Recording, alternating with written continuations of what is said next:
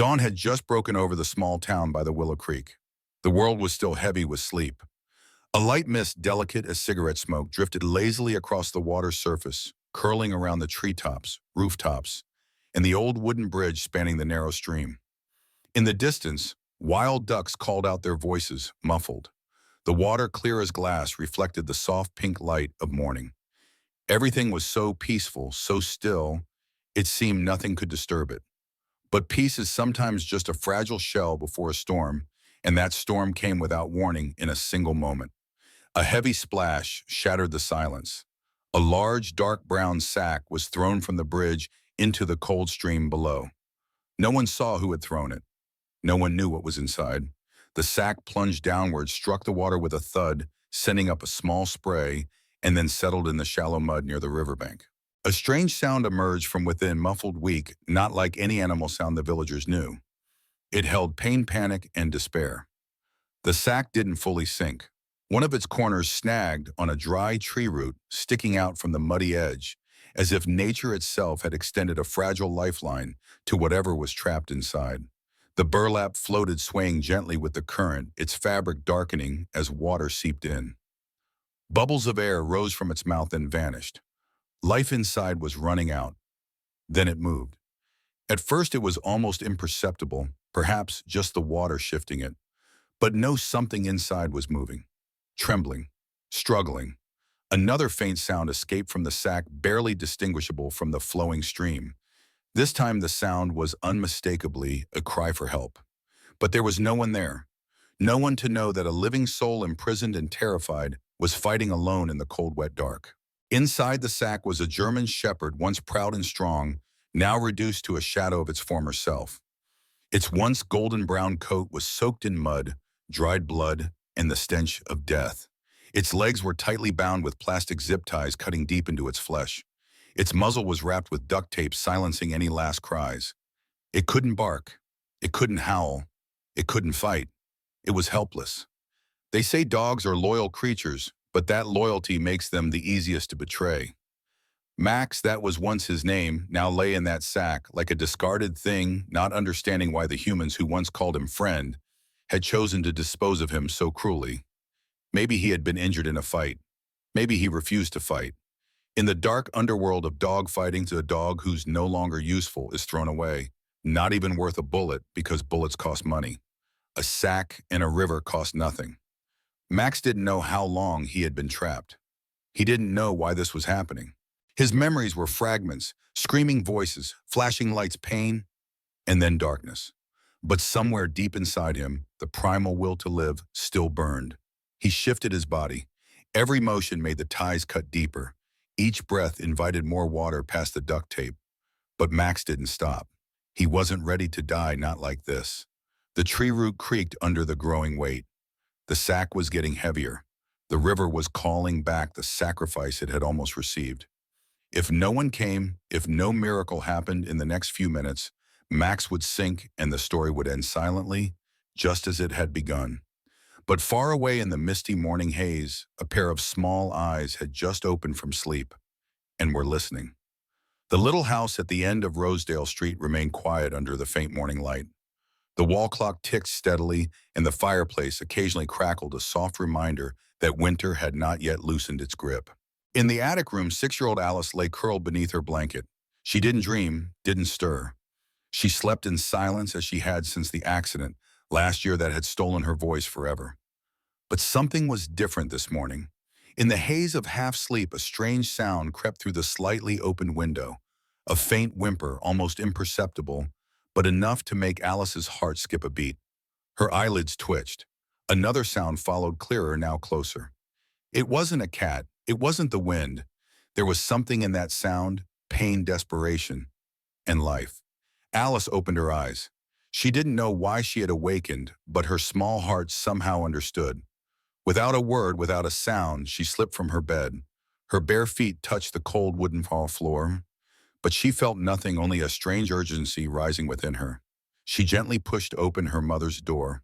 Her mother still asleep after a long night shift at the emergency room. Alice knew the rule: don't wake mom unless it's an emergency. And whatever this was, even if she didn't fully understand it, it felt like a true emergency. She moved through the darkness like someone who had long grown used to it. Step by step, she descended the stairs with practiced quiet. Reaching the door, she dragged the small stool she always used to reach the deadbolt. Her tiny hand turned the lock carefully to avoid making noise. Click, the faint sound froze her in place. She waited, listening. No sound from her mother's room. Safe. She pushed open the old wooden door and stepped outside. The cold mist slapped her face, making her shiver, but she didn't turn back. Her bare feet touched the damp earth, her messy hair blew in the wind. She followed the sound as if drawn by an invisible thread. Past the garden fence across the narrow dirt path, she walked toward the wooden bridge that led to the edge of Willow Creek. And then she saw it. A heavy burlap sack caught on a root swaying gently with the current. Alice stopped, her eyes wide. Something was moving inside. Clearly. The coarse fabric twitched, releasing another pained, muffled cry. She didn't need an explanation. She didn't need anyone to tell her.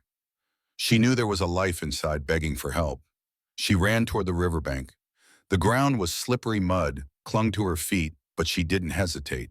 She fell once, scraped her knee, but got back up immediately. The sack was starting to drift, its root anchor beginning to give way.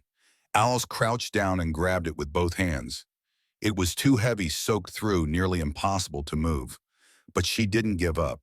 Her small face flushed with cold, her hair stuck to her cheeks, her hands slid on the wet burlap. The third pull moved it a few centimeters. The fourth nearly brought it to the bank's edge. With each tug, Alice gritted her teeth, her whole body trembling, but her eyes held a fierce focus, the instinct of someone saving a life more important than her own. Finally, with one last determined heave, she dragged the sack onto dry land. She stepped back, panting, her hands shaking. The sack moved again, more clearly this time. A sound came from within, a blend of pain and pleading. Without hesitation, Alice knelt beside it and began untying the knotted rope. Her little fingers, frozen and raw, wrestled with the tight binding. But she didn't cry. She didn't panic. She stayed patient. And when the last knot loosened, the sack opened just slightly, just enough for a pair of deep brown eyes to peer out. Eyes filled with fear, pain, but also a flicker of life. Max. Alice didn't flinch. She didn't scream. She just exhaled and sat still. Slowly, gently, she extended her hand, not to touch, only to let him sniff. Max growled, faintly, weak and distrustful.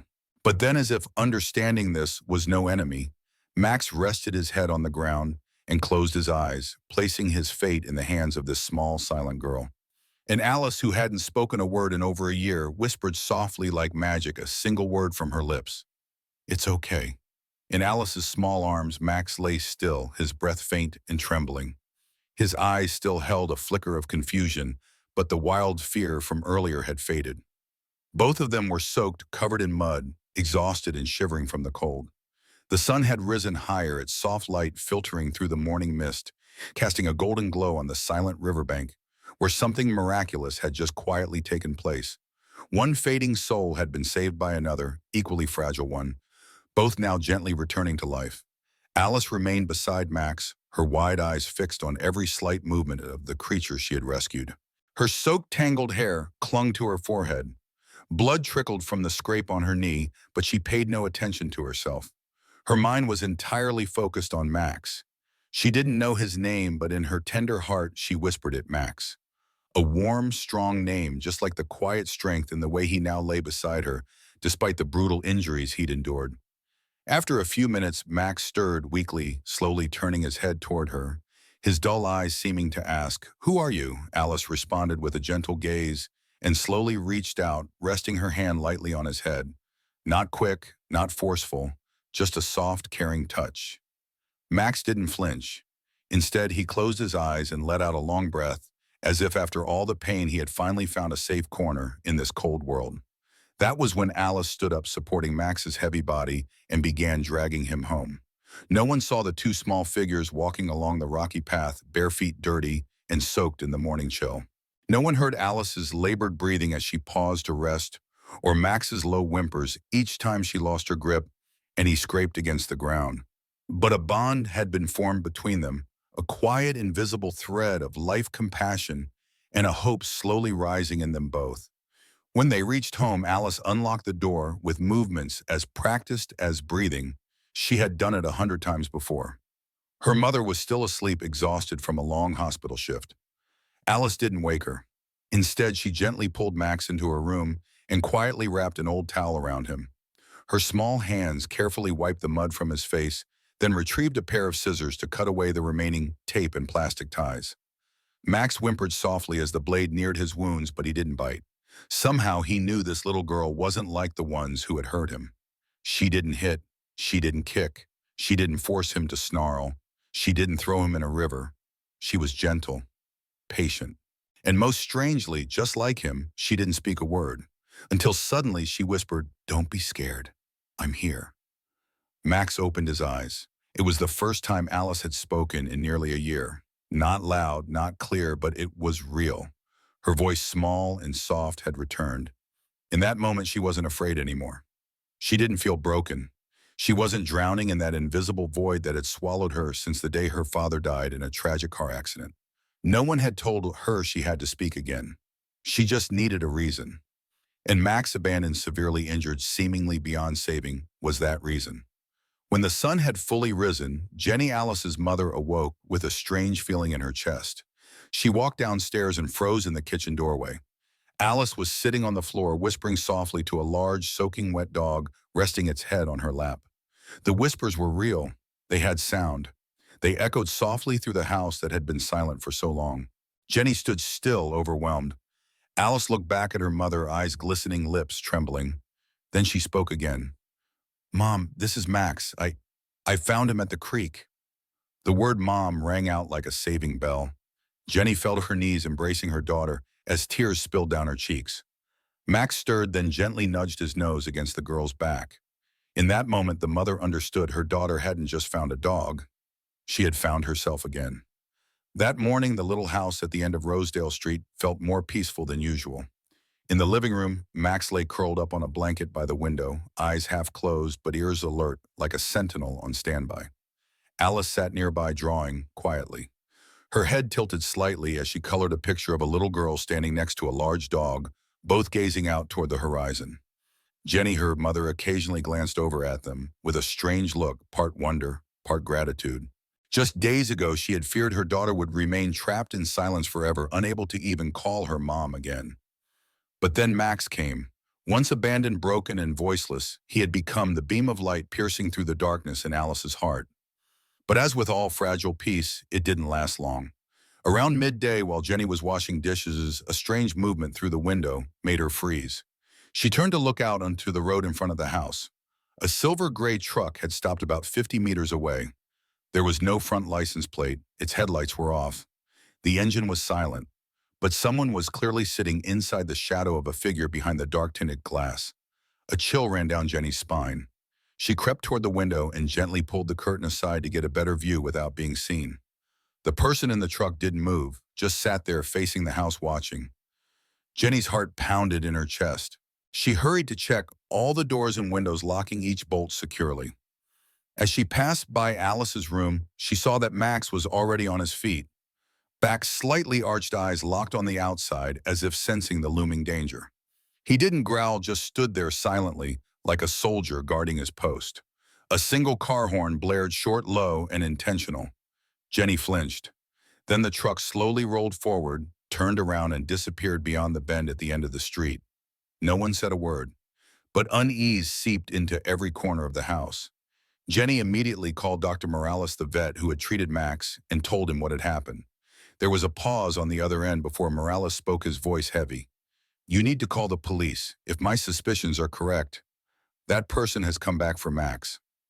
That afternoon, Deputy Dawson arrived at Jenny's home. A seasoned officer with sharp eyes, his expression softened when he saw Alice playing with Max in the backyard. "Tell me everything," he said, taking out his notepad. After hearing the full story, he let out a long sigh. "A woman who hired me to investigate illegal dog trafficking operations mentioned a cruel handler, Ray Benton. He trains intelligent breeds like Max to fight. When they're no longer useful, he discards them like garbage." Jenny's face went pale. "You think he's coming back for Max?" Dawson nodded. "Not just Max, maybe Alice too." The words hit like a punch to the stomach. Jenny stood frozen. He knows there's a witness, Dawson said slowly. And now he knows where that witness is. That night, Jenny couldn't sleep. She sat on the couch, her late husband's baseball bat resting beside her. Max lay outside Alice's bedroom door, eyes wide open the entire night. Every small sound, the wind, the creak of branches, made him lift his head and listen tense and ready. And Alice, though gently lulled to sleep, kept her arms tightly wrapped around Max's neck as if letting go would make him disappear. Around 2 a.m., bright headlights swept across the window. Another vehicle, this time black, came to a stop directly in front of the house. No horn, no footsteps, just the headlights, and an overwhelming feeling of being hunted. Max whimpered softly but didn't bark. He stood up, walked silently to the front door, and rested his snout against it, ready to leap. Jenny gripped the bat tightly. Just then the landline rang. Startled, she picked it up. "Stay calm, it's me, Dawson. Town surveillance just caught Benton's vehicle heading your way. I'm on my way now." At that very moment, the engine outside roared to life. The black car sped off into the darkness like a ghost vanishing into the night. Max remained at the door, his body rigid, eyes fixed forward. Jenny slowly lowered the bat, but the fear in her chest refused to ease. He had come back. And this time, he knew exactly what he was looking for. The next morning, before the first rays of sunlight filtered through the backyard trees, Jenny sat across from Deputy Dawson at the kitchen table. Her coffee had gone cold and neither of them touched it. Max lay beside Alice's chair, eyes closed but ears still twitching, as if ready to spring into action at any moment. Alice clutched the drawing she'd made the day before its paper crumpled from being held tight all night. Dawson slid a thick envelope across the table to Jenny. "We've been tracking Ray Benton for months," he began, his tone grave and serious. "He's not just an abuser of animals. Yashazis. We believe he's tied to a network that trains and traffics fighting dogs." Jenny opened the envelope. Inside were nighttime photographs, steel cages, blood on concrete floors, dogs with haunted eyes, their ribs showing. Some photos showed Ray exchanging cash with men in shadows. One image made Jenny freeze. There was Max being dragged from a truck, mouth-taped, legs tied. "This is evidence," Dawson said. "But to dismantle the entire network, we need more. Specifically, Max." Jenny looked up stunned. "He is a witness," Dawson continued. "He's the only creature who escaped Benton's training compound alive. Thanks to Alice, Max was saved. But Benton won't stop. Last night was only a reconnaissance. Next time, he might not be so lucky." Jenny squeezed her daughter's hand. Alice still said nothing, her head resting on Max. But when Dawson glanced her way, he saw what mattered. Her eyes had changed. No more fear, only resolve. Max was family, and she would protect him at any cost. That afternoon, Dawson returned, this time accompanied by Dr. Rebecca Winters, a renowned veterinarian who had worked with a special unit on animal cruelty investigations.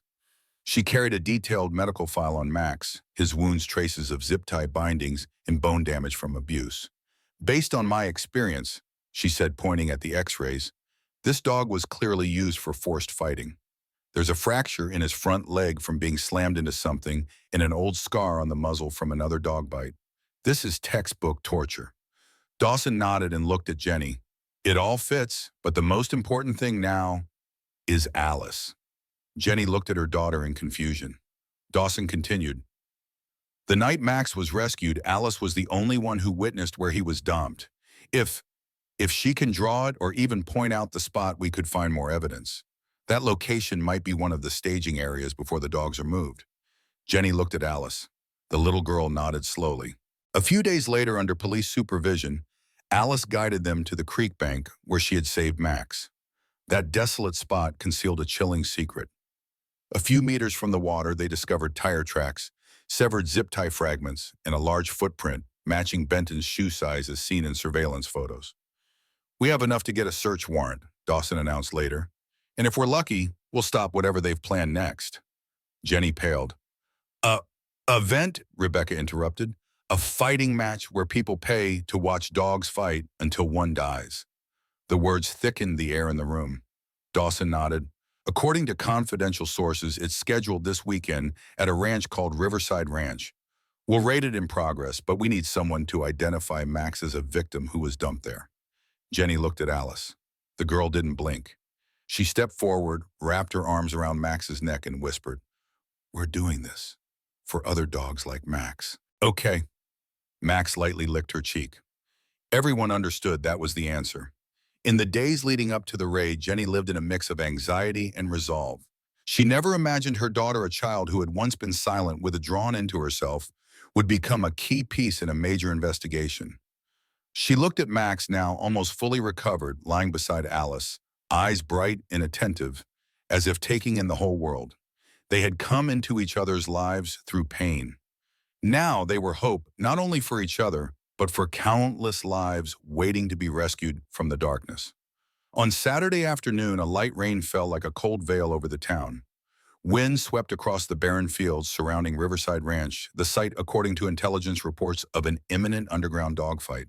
No one would have guessed that behind the facade of this abandoned farm lay a blood-stained training ground where loyal creatures had their lives drained for the sake of human entertainment. A few hundred meters away, the Special Task Force had taken position. Deputy Dawson, leading the operation, did a final check on the radio. "North team ready, South team ready, awaiting go signal." Inside the command van, Jenny sat beside her daughter and Max. Alice clutched her mother's hand, wide-eyed, but no longer trembling. On her lap lay the drawing of the creek and the wooden bridge, the first clue that had launched this full-scale investigation. Max sat beside her, solemn and focused, like a warrior preparing for battle. "Are you sure about this?" Dawson turned and asked. "We can leave Max here." Jenny shook her head. "He's the witness, and the reason behind all of this." Dawson nodded, his eyes revealing a deep respect. At Riverside Ranch, harsh floodlights lit up the cracked concrete yard where the matches were about to begin. Ferocious barking echoed from iron cages lined against the warehouse wall. Men in leather jackets smoked, exchanged cash, and laughed crudely amid the falling rain. In the center stood Ray Benton, black coat, cold eyes, examining a scarred pit bull. "Big money tonight," he sneered, then clapped. "Get the next batch ready. The tough ones still got some fire left." Just then, Max and Alice appeared at the edge of the yard, flanked by Dawson and the police unit. Rain slapped their faces, but Alice didn't falter. Max stepped forward, his gaze cutting through the darkness like a blade. Ray spotted them. His eyes darted nervously and then locked onto Max. "No way," Thais stumbled back. You're not dead." But before he could flee, Ivara shouted, "Police, nobody move!" Spotlights lit up the yard. The task force stormed in from all sides. Chaos erupted, shouts, barking, gunshots in the air, and the clatter of chains snapping. Ray bolted into the warehouse. Max dashed after him like a living arrow. Alice screamed, "Max, no!" Dawson drew his gun and followed. Inside, Ray stumbled through the maze of cages. Dogs howled and clawed at their kennels. Max weaved through wooden crates, leapt over debris, navigating by flickering fluorescent lights. Ray turned, pulled a knife from his belt, and swung down, but Max dodged, lunged, and slammed him to the floor with pure fury. The knife fell. Ray screamed, but Max didn't bite. He only growled a thunderous roar, as if voicing the pain of every dog buried beneath that roof. At that moment, Dawson arrived and cuffed the criminal. Max stepped back, panting, eyes locked on Ray, as if refusing to turn away until darkness had been fully vanquished. By dawn, Riverside Ranch looked entirely different. Veterinary ambulances lined the fields. The rescued dogs, filthy trembling, were being gently cared for. Alice helped bring them water while Max lay beside a small puppy, gently licking its nose in comfort. Dawson approached Jenny and placed a hand on her shoulder. "We got them all. He won't hurt anyone again." Jenny looked at Max and her daughter, smiling with tear-filled eyes. "It wasn't us who broke the cycle, it was Max." Days later, news of the takedown spread across town. Newspapers featured it. Radio stations praised the four-legged hero who had led justice to the right place. But for Jenny and Alice, the glory didn't matter. What mattered was that Max had returned to the place that once served as his personal hell and turned it into a landmark of hope. Not with teeth or claws, but with courage, forgiveness, and a heart that never stopped beating for kindness. 1 month after the raid at Riverside Ranch, the once quiet little town had changed. Not just because of the headlines praising the successful police operation, but for something quieter, deeper trust had returned. You could see it in children's eyes, hear it in laughter echoing across schoolyards, and feel it in the gaze of those who had once lost hope in justice. In the garden behind Jenny's house, sunlight bathed the stone path and turned Alice's hair into a halo of gold. The little girl was sitting on an old blanket beside Max, holding her favorite picture book. But instead of just looking at it, she was reading aloud one word at a time. Max jumped over the hill and found his friend waiting. Her voice was small, hesitant, but to Jenny it was like the ringing of springtime bells, something she hadn't dared to dream of for the past 2 years. Max lay next to her, eyes half closed and as if he were listening. And there was something about the way he listened, not like a regular dog, but like an old friend witnessing a miracle bloom. That evening, a small ceremony was held at the town's community center. It was not grand or glamorous, but every seat was filled. People didn't come just to celebrate the defeat of evil. They came to honor the lives that had changed the fate of their town. When Mayor Ellen Chen stepped onto the stage, the chatter faded into silence. "Our town has endured much pain," she began. "But today we gather not to mourn, but to celebrate the power of kindness and resilience. And we couldn't have done that without Max." A spotlight shone on the front row. Max stood up slowly at the sound of his name, sitting beside Alice and Jenny. The room erupted into applause, a thunderous, heart-shaking sound. Chen pulled back a velvet curtain to reveal a carved wooden statue, a large dog, standing beside a little girl, both looking forward toward the future. Beneath it, engraved words read, "For the ones who fought with silence and healed with love, Max and Alice." Jenny broke into tears, not out of pride, but for something simpler. Alice was smiling, truly smiling, a smile Jenny hadn't seen since the day her husband died. The days that followed passed gently like a spring breeze. The Max Fund, once just a suggestion from a local teacher, had now become an official organization supporting abused dogs, covering rescue and treatment costs, and building a special program to connect rescued dogs with children facing psychological challenges. Alice was among the first and most successful cases. She now spoke, laughed, painted, gave presentations at school, and even helped new kids at the center by sharing her own story. Max, now fully recovered, had been trained as a therapy dog. Every week, he and Alice visited the center to play with and support children in their healing journey. One child who hadn't spoken in 6 months finally laughed when Max laid his head on their lap. In a letter to Dawson, Jenny wrote, "Oh, my daughter was once trapped in an invisible cage built from memory and loss. Max didn't break that cage with force. He did it with patience and love." One evening while Jenny was cleaning the kitchen, Alice ran in from the backyard. "Mom, Max found something." Jenny followed her outside and saw Max holding an old object from the bushes, an aged zip tie still stained with dried blood. Alice knelt, gently stroked Max's back and whispered, "We don't forget, but we've moved on." And at that moment, Jenny realized their journey wasn't just about saving an abandoned dog. It was about healing themselves with faith, with courage, and with bonds that seemed fragile, yet were stronger than anything. From a soaked burlap sack at a quiet creek to pages read aloud in a sunlit garden, the journey of Max and Alice stood as proof that even from the deepest wounds, light can take root. And for them, the future was no longer something to fear. It was something to look forward to, together.